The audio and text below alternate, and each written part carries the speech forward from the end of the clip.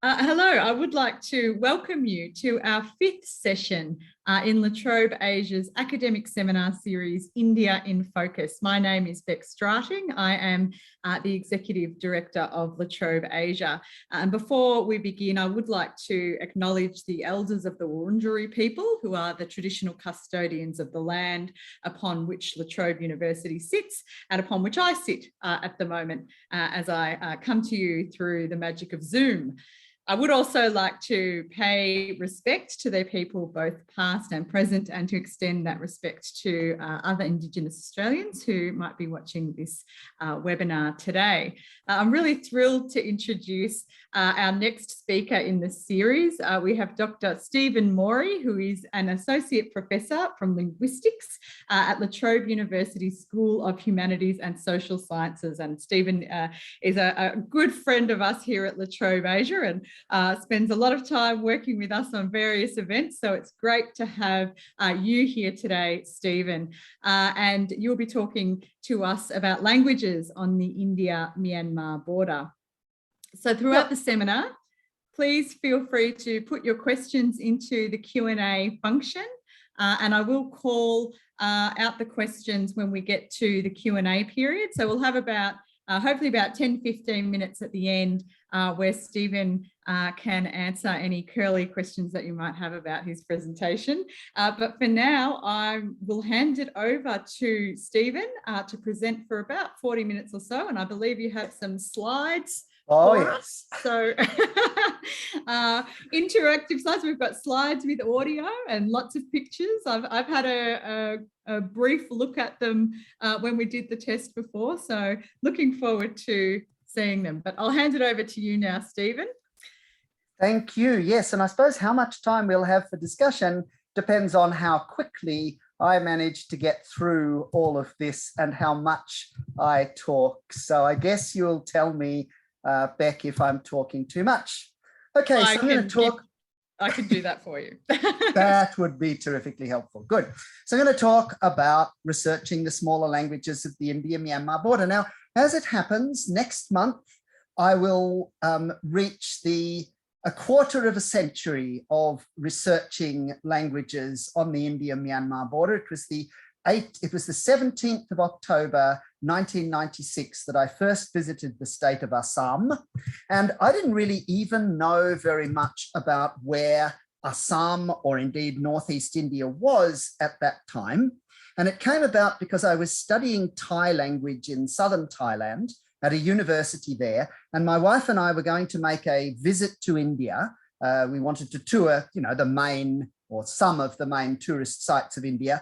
And one of my teachers in southern Thailand said, why don't you go to Northeast India? There are Thai people there. And I knew this, but I didn't believe I would be able to visit them. So for those of you who aren't aware of where Northeast India is, and I'm sure everybody in this room is, but I can't tell you the number of times that I have been asked, is Northeast India near to Kashmir? And the reason why I've created this map on the left is that Northeast India is the red bit on the right, and Kashmir is the bit that the arrow is pointing to. And they are, in fact, a very long way away from each other, and it would take a very long time to get from one to the other, unless you happen to be the Prime Minister of India, in which case I think a direct flight would be organized for you.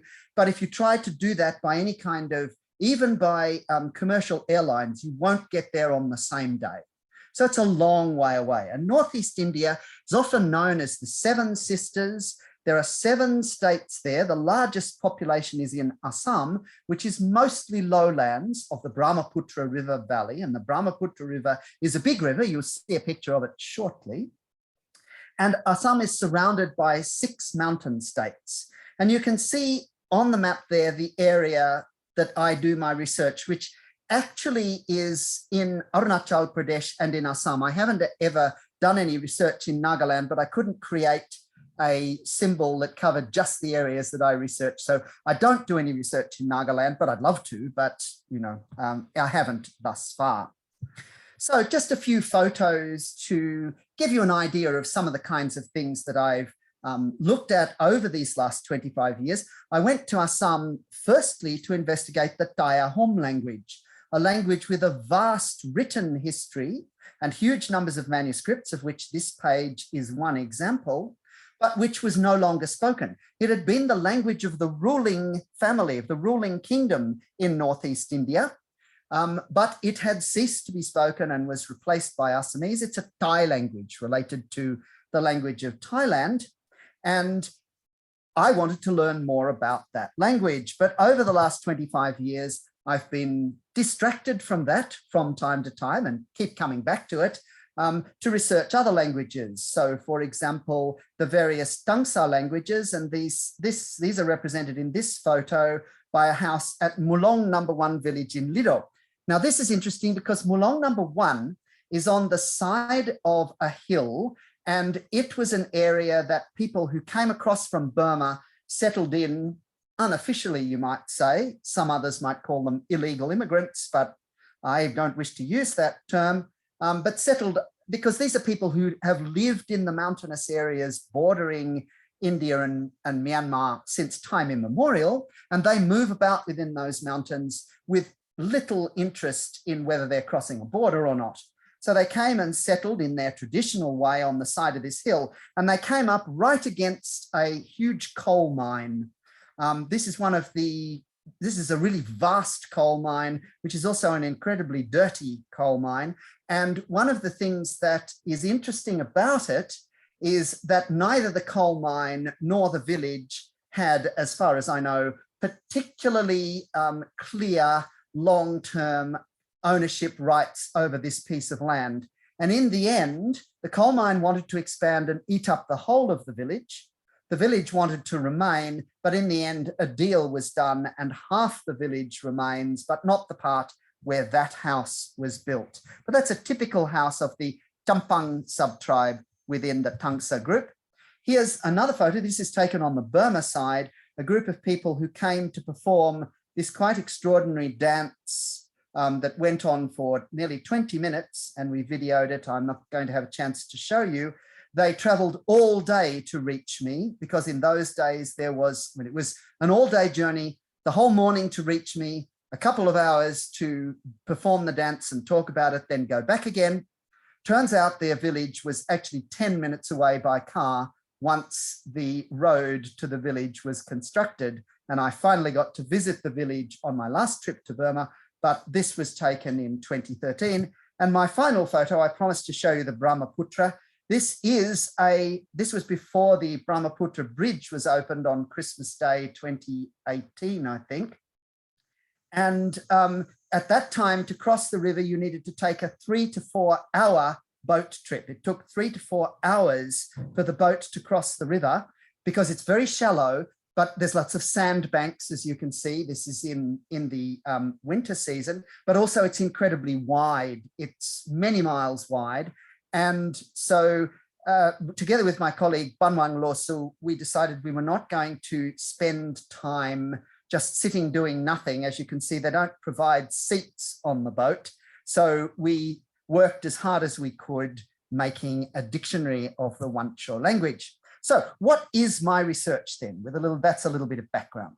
So really the three aims that I suppose I have is to document as much of the existing language diversity within Northeast India and across the border into Myanmar as possible, to support language communities to preserve, revitalize, and strengthen their languages as they wish to do. So later this afternoon, I'm going to be meeting with a group of people from one of the language communities who want to start doing some of this work for themselves.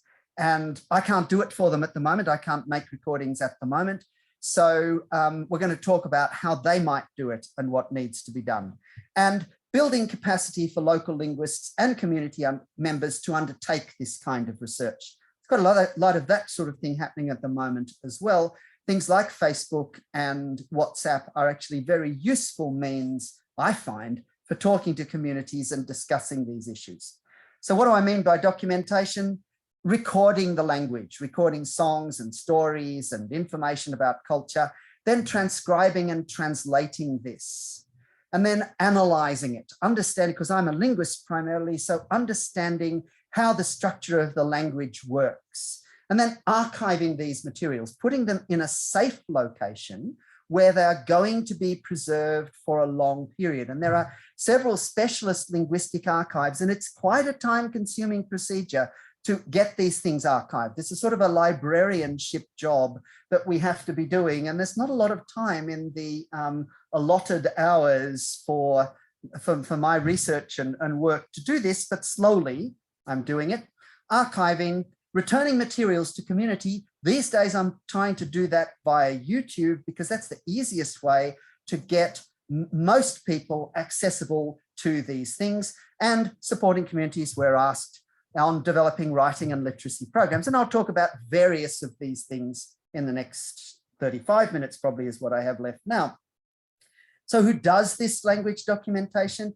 Well, for the last 20 years or so, I created this slide for the first time more than 10 years ago.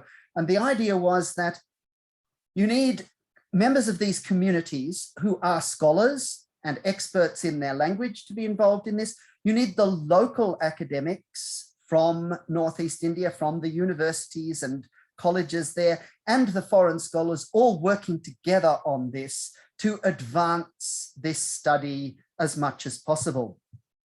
So what's Northeast India like? Well, Nick Evans, a professor from the ANU of Linguistics, lists India as number 4 for language diversity, after Papua New Guinea, Indonesia, and Nigeria. So it's right up there in terms of countries where there is diversity. Australia is number 5.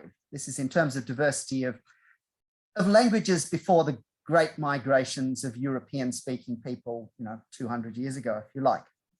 So the northeast of India has approximately 3% of India's population, which is still a large number, but it is small compared to the rest of the country. All the major religions are present there.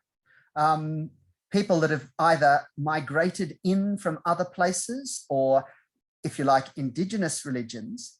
And of the 452 languages listed in a particular document called the Ethnologue, which is one sort of way of counting the number of languages, 99 are wholly or mostly in the Northeast. So although it's 3% of the population, it's 22% of the number of different languages in India, and represents the greatest diversity because these languages come from a wide range of different language families.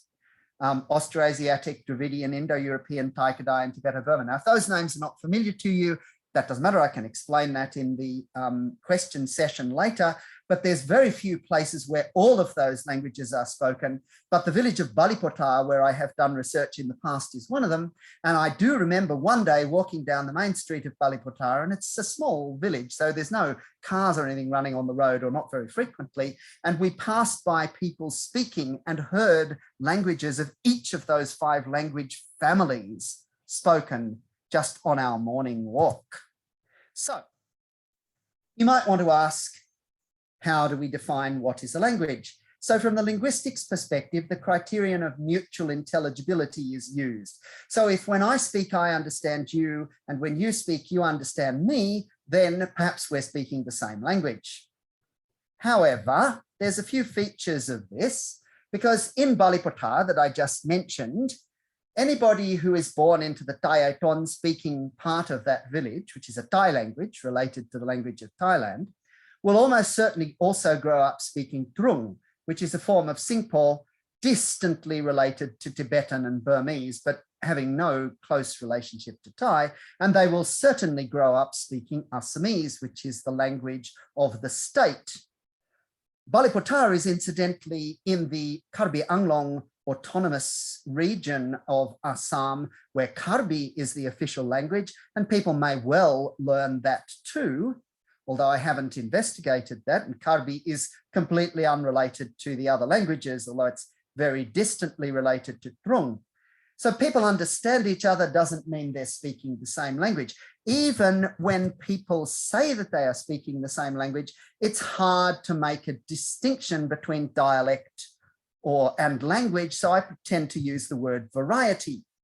Now, in the old days, amongst some of these communities, there was a practice called lingua receptiva or receptiva. And what this means is people speak their own language to each other and they understand each other. And the reason why I put this photo here is that the two old men in the photo, the one on the right has passed away a few years ago. They came to meet together and they spoke their own languages to each other. So the one on the right is a speaker of the Choglai variety of Tangsa, and the one on the left, the old man on the left, not the younger man right on the left, but the old man in the middle, if you like, is a speaker of Lochang or Langting. Now, the young men at the back, they did not understand when the Lotang speaker was speaking his language. He was brought by the young man sitting next to him. But the old man did. And so in traditional society, you would learn to understand the languages of your neighbors, but you would not necessarily speak them. What is replacing this is what we call lingua francas, or common languages. So the first tribe that I'll talk about that I've been researching is the Tangsa. This is in fact the group that I've probably been doing more on recently. And their official name is Tangsa in India and Tangshang in Myanmar. Both of these names were coined in my lifetime. They did not exist earlier, not with their current meaning. And within the Tangsa or Tangshang, there's around 80 what we are calling, for the want of a better term, sub-tribes, because they are known as tribes officially, and they are known as sub-tribes by many of the people that I speak to in India. They are not clans for the purpose of marriage, they're sub-tribes. And these 80 sub-tribes each have their own identifiable linguistic variety. Some of these varieties are almost identical to others. So there's a variety called Chamchang and another one called Shetu, and the Shetu and the Chamchang are almost identical. There's a few differences, but any Shetu speaker can understand Chamchang and vice versa. But then within these groups, within this 80, there are some that are so completely different that they don't understand anything of each other. So if I brought together a Pinku speaker from Myanmar and introduced them to a Mashang speaker from India, they would not understand each other at all, unless they had learned each other's languages as a result of contact. Each of these 80 groups has a name for themselves, and each of these 80 groups, or we haven't actually been able to collect all of them, but many of these 80 groups also have names for the other groups. And there's also what's called a general name of uncertain origin. So the group, which is usually called Mosang or Moshang, they call themselves Mashang. The Cholim call them Myohang.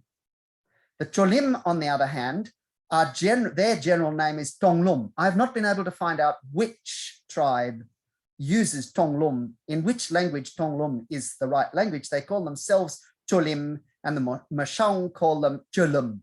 Some other people call them Tulim, etc. So multiple names and quite complex situation.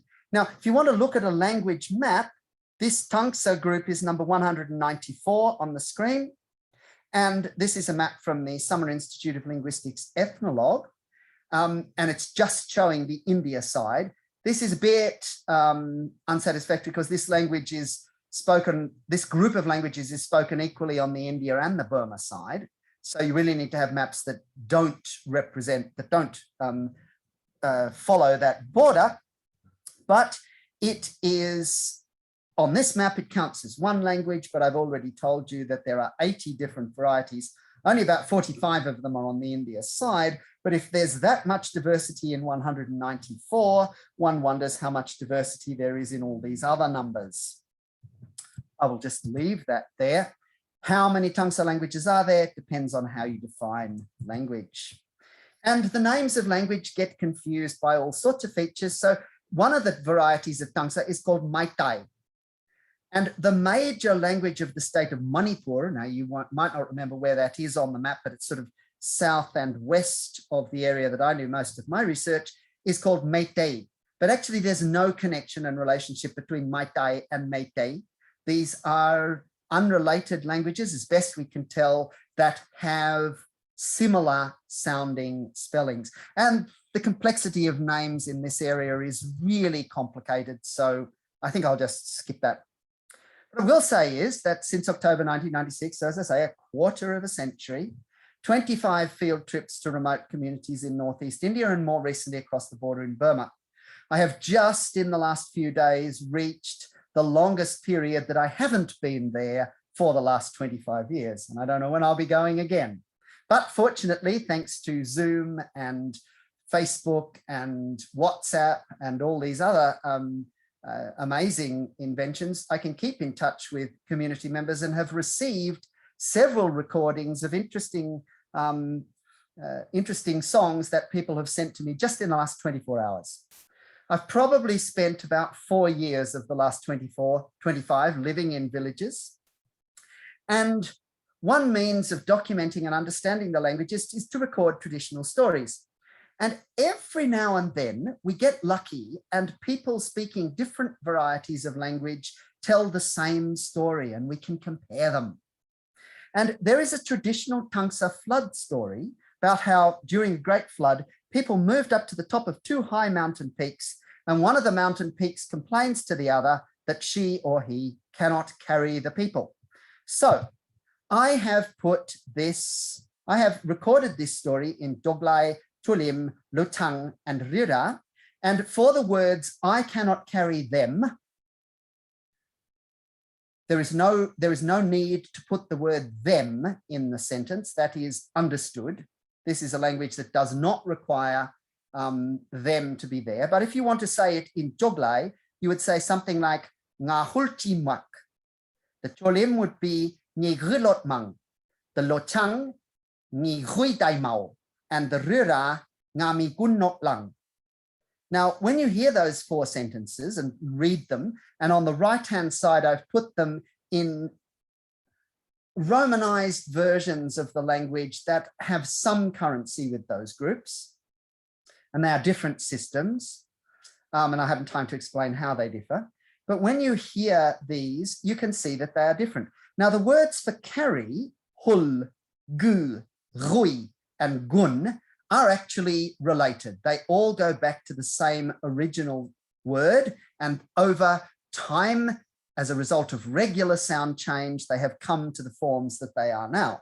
But the words for able, ti, lot, dai, and nok are completely unrelated from each other. So I don't believe there are people that understand all 4 of these languages fluently. There might be, but I've not met any. And so even though these count as one language, they are actually quite different. Now, as you saw from the previous page, we've used the Roman script, but in recent times, starting in 1990, the late Lakum Mosang has created a script to write this language. Now, a former PhD student of mine made the first font of this back in around 2010. I then did some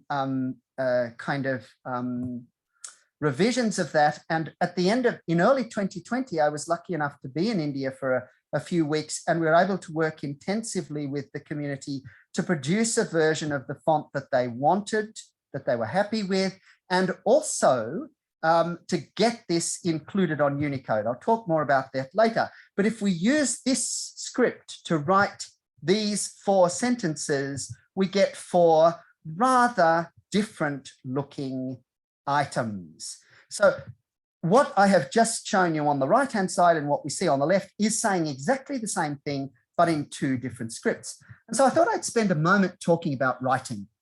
And the history of writing for these Tangsa people is that they have a traditional story that they had writing long ago, and it was given to them on the skins of animals, but they got hungry and ate it. This type of story is actually very widespread in the mountainous areas that border Northeast India, and I don't know how widely it goes, but there have been 6 different stages of writing by early British scholars through to modern linguists, Roman-based orthographies designed to write Bible, because a lot of these people have converted to Christianity, and then various more informal systems that are used by particular individuals or particular smaller groups, and the non-Roman based orthographies. So while I'm talking for a moment, you can, if you like, quickly read this story about the origin of writing, because I thought that the story about the origin and loss of traditional writing was the best one to put into the various possible writing systems that could be written for this, the Mashong variety of Tangsa. And as you can see, they lost it because they ate it. So I put the story into these three different systems. So on the left is an orthography created by a Baptist minister who was living in Myanmar and created something based on the Roman script. In the middle is the script created by the late Lakum Mosang, who died last year, and you'll see him in a moment. And on the right-hand side is the script that is the form that is being used more frequently now on the Burma side. Now, there's no time to see what the advantages and disadvantages of these different scripts are, but what I can say about them is that they all convey what the sound is. So here we have the late Lakum Masang on the left and two of his most enthusiastic students on the right, with whom I'm in contact from time to time, and me, standing in front of Lakum's hand-painted chart explaining his script. The thing that's really interesting about this script, it has around 80 symbols, is that it has 48 symbols for vowels and sounds considered to be like vowels. Now in English, we have A, E, I, O, and U, which isn't enough, which is why English spelling is one of the reasons why English spelling is so problematic. But the reason why there are so many vowel symbols in this language is that it has 4 different tones. And what you will hear in a moment is Lakum introducing his script and pronouncing the vowels O and R on the 4 tones, but he writes the 4 different ways of pronouncing O and the 4 different ways of pronouncing R in 4 different ways, and they have no relationship to each other. From a linguistic perspective, this is really clever. Now, this recording was made in 2010 at night, and the lighting was not very good in this room, but I think you'll hear it okay, but I'm just going to check that I've shared the sound. Yes, someone will shout out if you don't hear him speaking. Tangsa Tangshang Naga Language Common Script 73 Lingual 1992 2009 Part 1 Vowels 46 Linguals. Reading system 1 O 2 O 3 O 4 O 5 R 6 R 7 R 8 R. Okay, so hopefully you could hear from that the first of the O and the R is on a low tone. The second one is on a high tone. The third one is short. And the fourth one is a sort of high falling tone, which they call the middle tone. So and these are all written with quite different symbols. This is a really imaginative and clever script, which in January of last year, when I was in India, we started writing a proposal for the Unicode Consortium. And while 2020 was a difficult and challenging year, one of the things that it allowed was the contact both with people in the United States, because I used to attend meetings of a Unicode subcommittee to discuss my application, and then I would go back and discuss the feedback from that with members of the community. And the script is now included on Unicode, and you can now type this on your mobile phone. That requires a little bit of time to explain how, but you can do it. So I want to do a case study of traditional songs, because traditions and songs are very easily lost. So I started my research in the village of Banlung, which is known in Assamese as Borpata, Tayaton village in Karbi Anglong. Now, Banlung means big village, and there's a big rice field, and Borpata means big rice field. There was a small town, Assamese town of Borpata, a market town, just near Banlung, but after some time it was shifted to the other side of the river. And recently this town has reached some prominence in India because Lovelina Borgohain, the first woman from Assam to compete in an Olympic Games and the first from Assam to win a medal, a Tokyo Olympics bronze medal winner, also comes from a village near to Borpata. Not a village that I have visited, but I have certainly visited the town and the high school where she went to school. But one of the first people that I met in Borpata was Ba'am, the auntie of my host, Jausange Palung. So we're back now in the Thai languages, the languages close to those spoken in Thailand. She died more than 10 years ago, and with her, the skill of singing songs. I just want to play a small section of recording of her. Whoops. Nice, no, no, big sack and the joy pea. Okay, tomo, Kai fu phơ khăn rè rè nằm tàu sai túc băng lầu nồng bẹc xác bay joy pea xôi xôi xin câu lòn cò hờ lòn ra phà câu lòn cò hờ lòn ra xôi xôi này. Okay, so brings back memories for me. I spent so much time in her. She had just a small little traditional house, which was looked after by her son and daughter-in-law and grandchildren. Small little traditional house, now demolished, where I used to go and sit and we would chat. And so she told me about Gandhi's visit to Assam in 1932 that she was present at.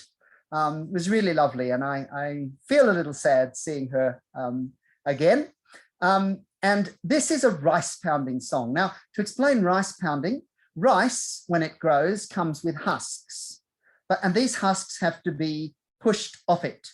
And one traditional way that this was done, not so much with something of this size, but with a much bigger, is to, you would essentially pound or bash the husks off the rice and then go through a winnowing process. And this was work that had to be done every day, overwhelmingly, but not exclusively by women. But we do have some rice pounding songs existed. Now, this particular song, I sat with Ba'am after this and she explained the meaning. Turns out that the words and the melody is quite similar to a lullaby sung by the Thai Pake, another Thai group further up river in Assam state. And this is, however, the only rice pounding song of a Thai-Aiton person that I was ever able to find. Likely today, there is no one in the Thai-Aiton community who can now sing a rice pounding song. So songs can get endangered even if the language is still strong. Now, you know, if the maybe 7,000 languages in the world today, maybe half of them are endangered in some way, but a language like Thai-Aiton still has around 1,500 speakers and is being learned by children. So you go into the village and the children still speak the language. There's no issue there.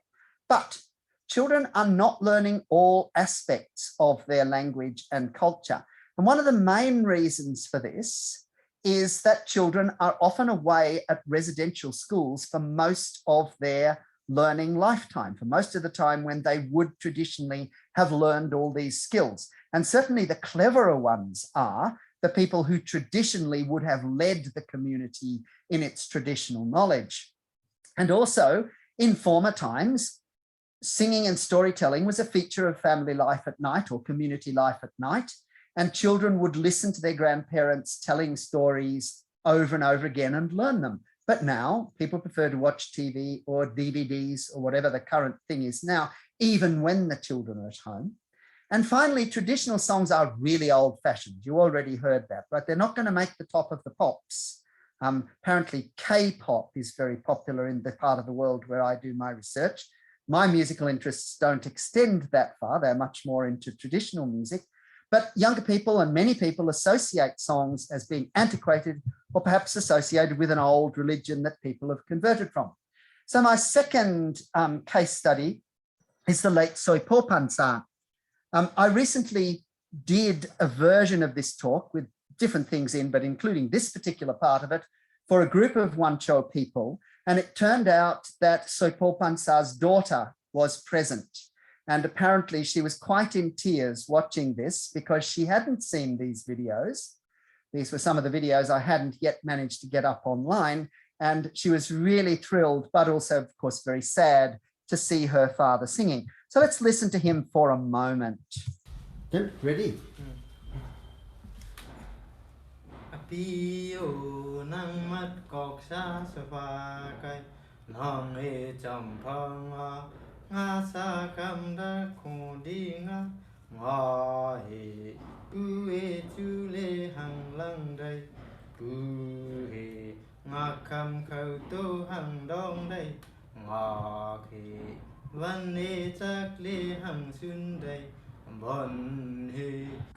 Okay, I'd love to take the time to play the whole thing, but we don't have the time.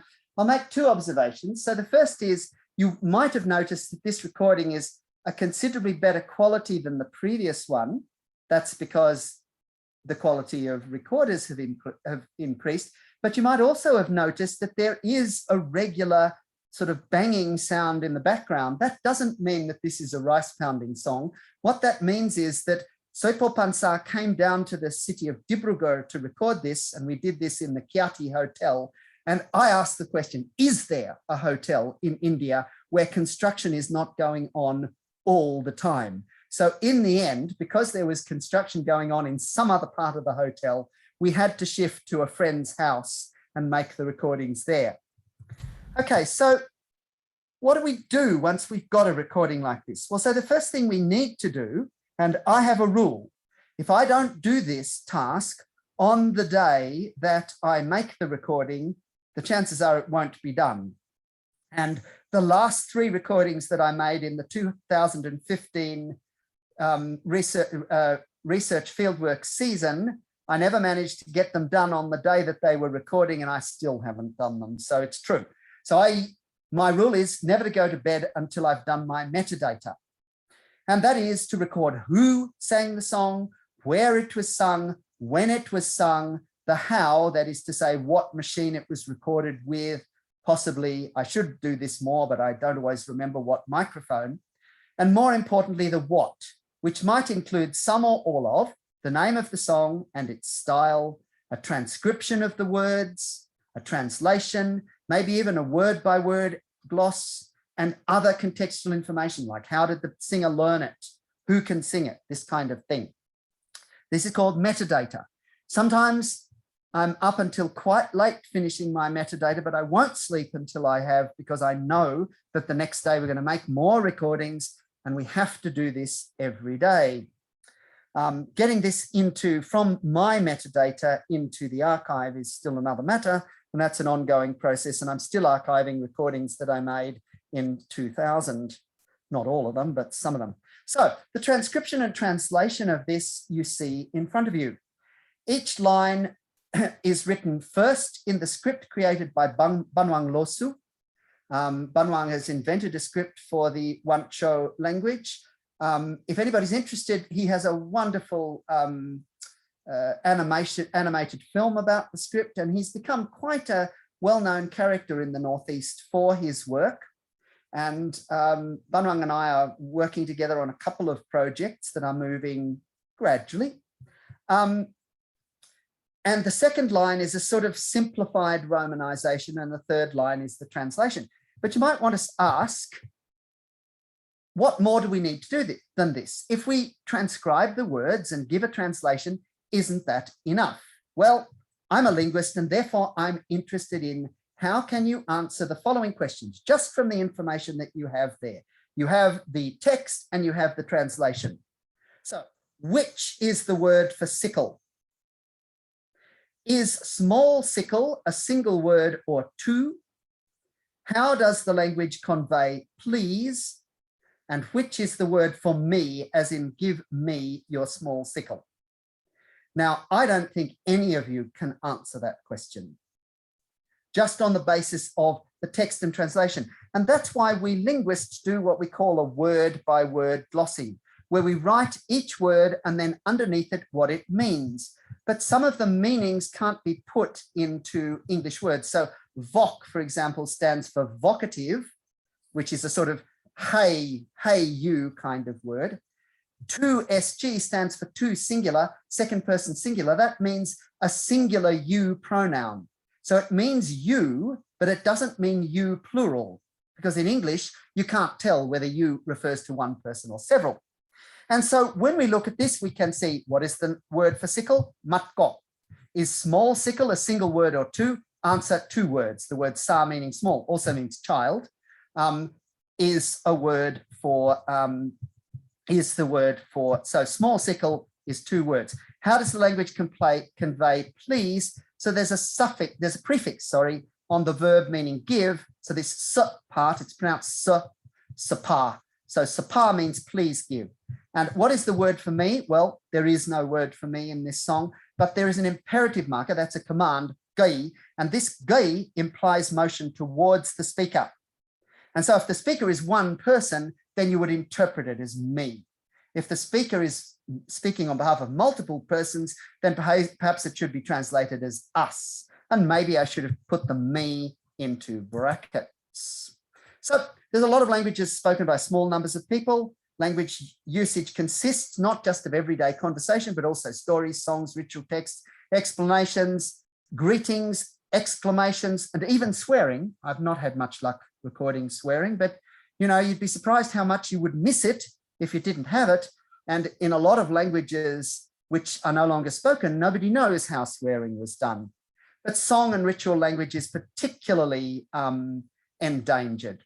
So I wanted to finish by going back to where I started my research with the Taya Hom. This is a very big community on the plains of Assam. Their language is related to the national language of Thailand, although they crossed over into what is now India from the Myanmar-China border area. It hasn't been used as a mother tongue since about 1800. This is really interesting because very few times do you get the governing language being lost. There's plenty of occasions when languages of minority groups are suppressed and lost, but this is quite a rare situation. Manchu in China is sort of something along the same lines, although it is still spoken by small numbers.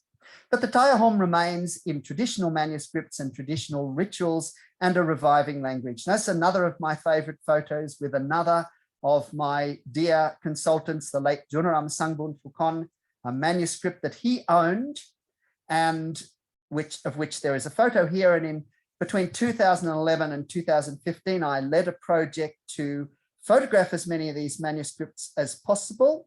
And we got 519 manuscripts photographed and about 16,000 photos. Not all of them are good, but they did require a bit of effort because we had to include a ruler and a color chart in every one and photograph it in such a way that all the script was visible. And we usually did this outside because inside it was too dark and gloomy. And there was only a sort of certain portion of the day. It took so long to get to some of these villages and we had to race before the sun started setting.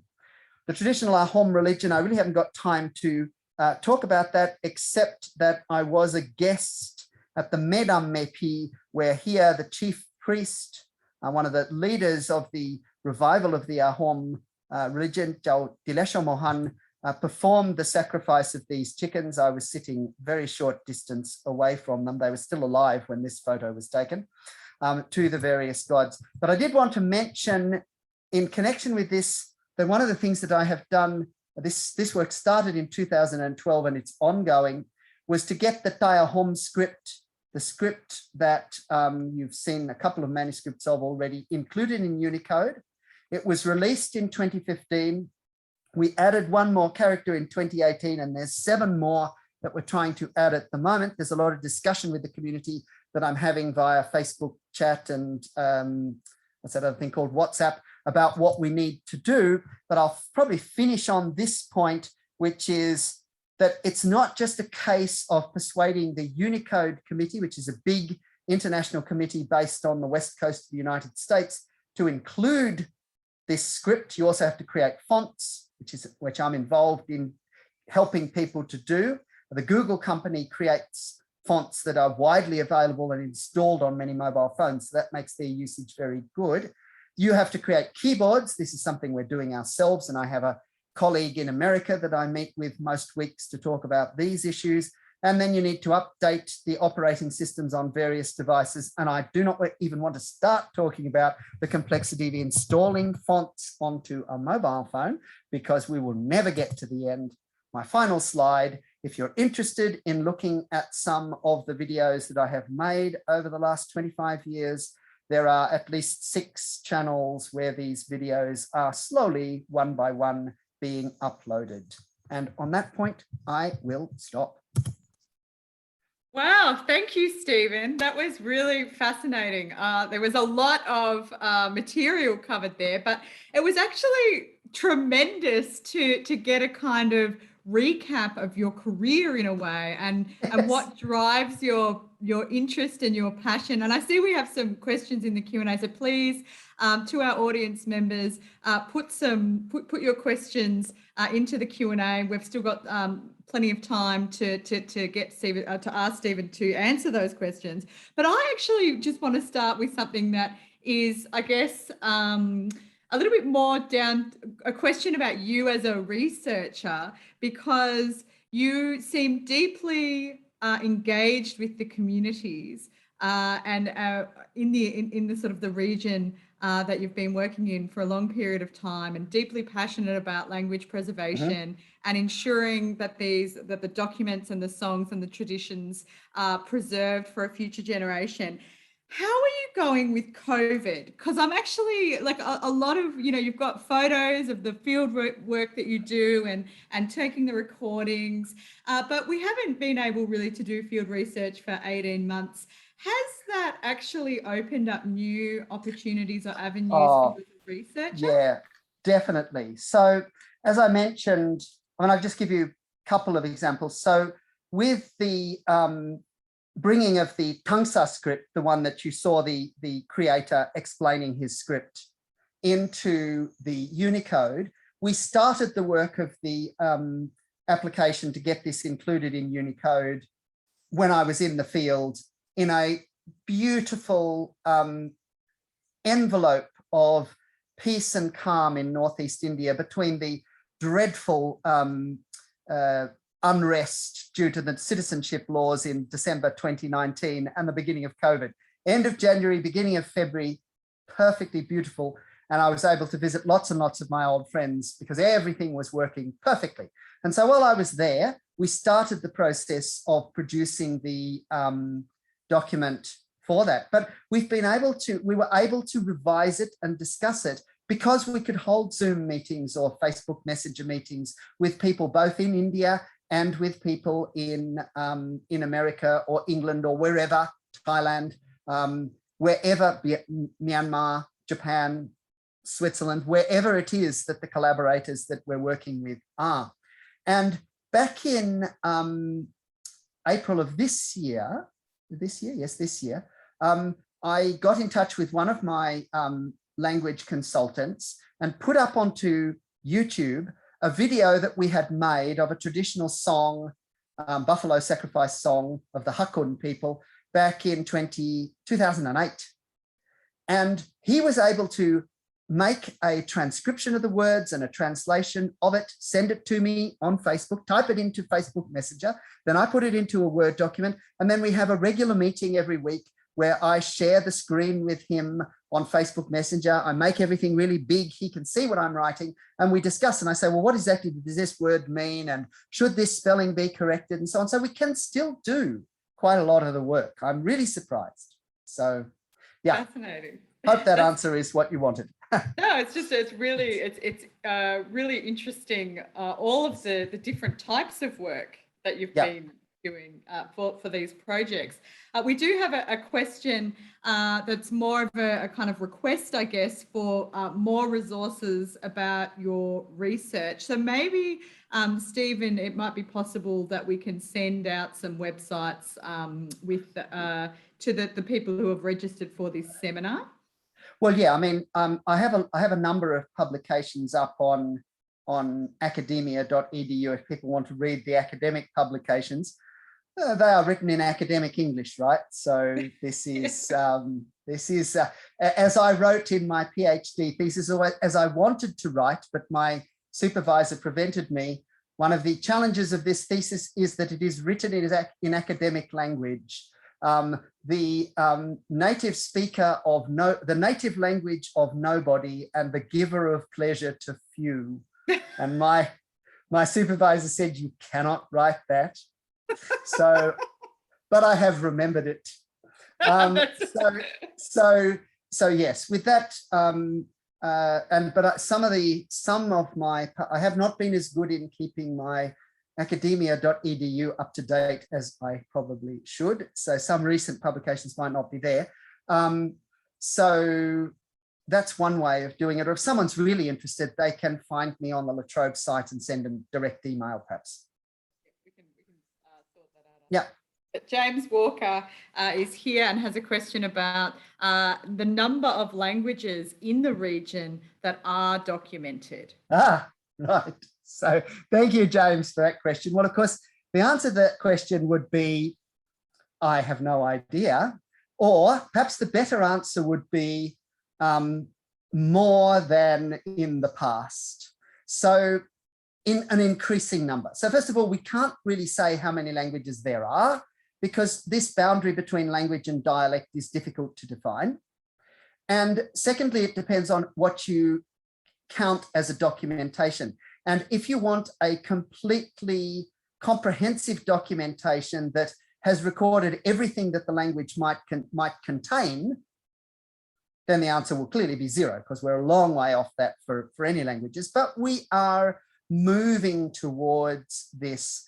I think there are an increasing number, now in the dozens rather than in the ones, of grammatical descriptions of languages that mostly started their lives as PhD theses and are now published, and a few more that have been produced beyond that. But we still have a long way to go. And the only way forward for this is, if you remember that blue triangle of mine, the community scholars, the local scholars, and the foreign scholars, for all three of us to work together on this. Yeah.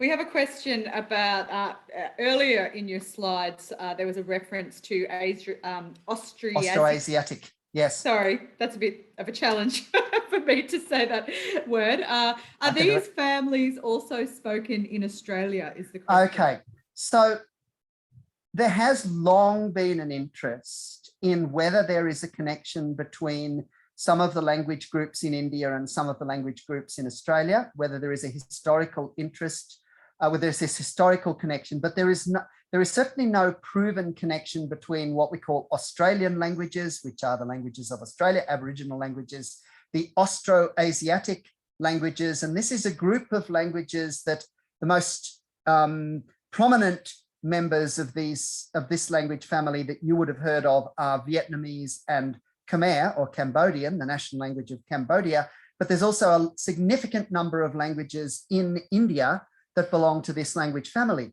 Interestingly, I probably haven't got time to go back to that map, but the state of Meghalaya, the main language, the biggest language there is called Khasi, and this is part of that language family. And there's a lot of evidence to suggest that the Khasi people and people who spoke languages related to Khasi are those who have the longest history of a presence in Northeast India. All the other groups have come in from different directions in the last 2,000 to 2,500 years, whereas the people of the Austroasiatic have much earlier than that. But there's no demonstrable connection that I'm aware of between the Australian languages and the Austroasiatic languages.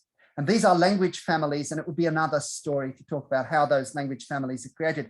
I do notice, though, if I may, that somebody has asked a question about creating family trees in languages. Now, you can create a family tree of how the languages relate to each other, and there are plenty of people doing that.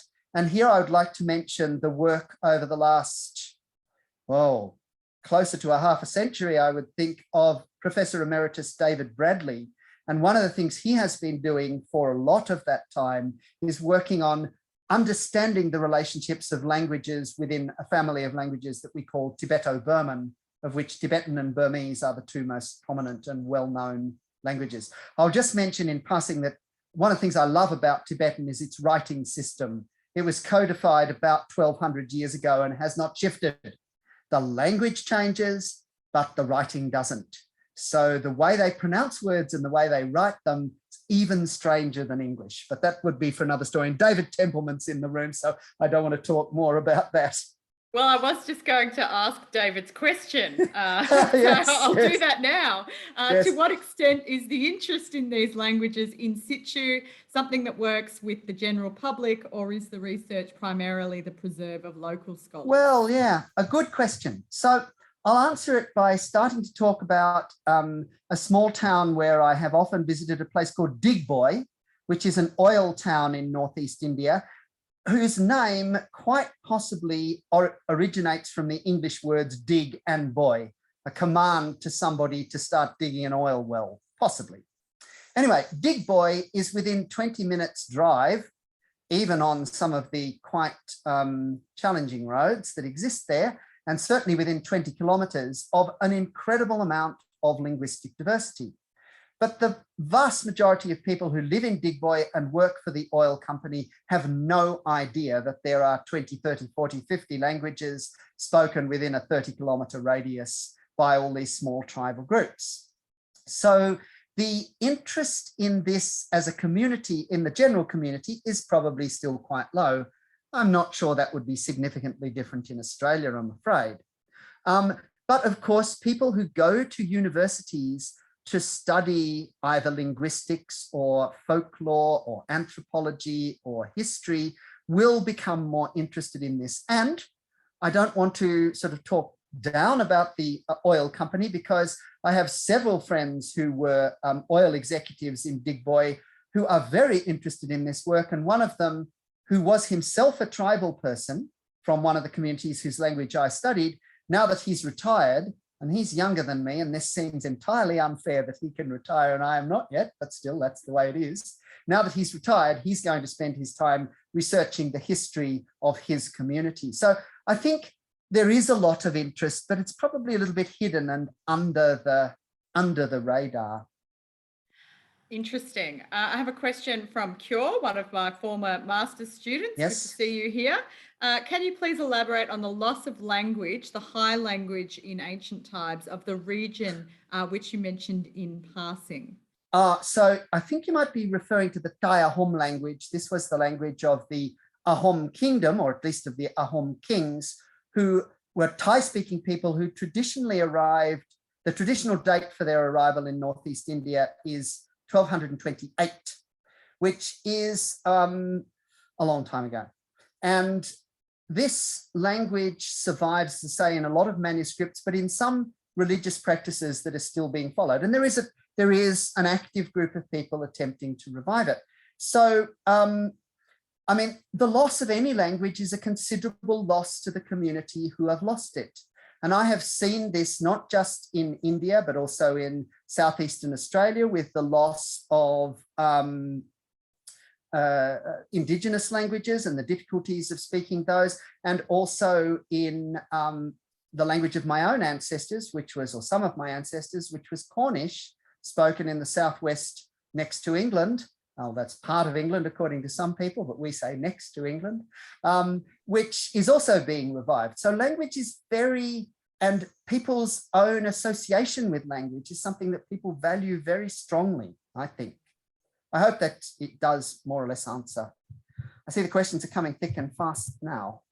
Yes, there are a few. I might ask one more and then we might have to wrap it up, because we are hitting 3 p.m. But it is about that question about, I guess, community, people's connection with language and their sense of identity, because there are ongoing resistance movements in the region. So do the activists seek to preserve their language through teaching subsequent generations? And then even beyond that, does it play into or does it play a role in resistance? Okay, so resistance, there are various insurgency groups, and I have made it a policy since 1996 under advice of my very first guide, Otul Burgohain never to discuss these matters in any sort of public, because these are very complex issues. I do not fully understand the insurgencies and that are occurring in that part of the world. So I don't want to say things that I don't understand. But what I will say is that everybody that I've ever met in Northeast India values the language that they speak. And they want the language, the variety of the language that they speak. I see, for example, there is a question about the Tikak language, which is one of the varieties of Tangsa and a very important variety. And yes, there would be value in publishing that grammar, yes. But that everybody that I have ever met values the language that they speak and wants it to be taught and wants it to be passed on. But it's an incredibly complex question when we don't even know how many languages there are. But I will finish on this, that just last week, the government of Arunachal Pradesh, that big blue state on the map that I showed you about an hour ago, they published 8 new teaching books in 8 languages of that state. And 2 of them are languages that I've had some involvement with, both written in their own scripts. And you saw examples of both of those scripts in the talk. And this has been reported quite widely in India. And this is, I think, a very exciting move that communities are moving more and more towards teaching, but it's a long way to go. On that note, I would like to thank you, Stephen. It's been delightful to have you here sharing your research. Great pleasure. And we're really, once again, grateful that you've given us the time to speak at another La Trobe Asia event. Next week will be our last seminar in the India in Focus academic seminar series, and it's going to be a bit of a different topic from today. It's going to be about sport. So sport for development, opportunities and challenges. And that will be a seminar delivered by Biju Phillips from the La Trobe Business School at La Trobe University. So you can tune into that same time next week, 23rd of September at 2 p.m.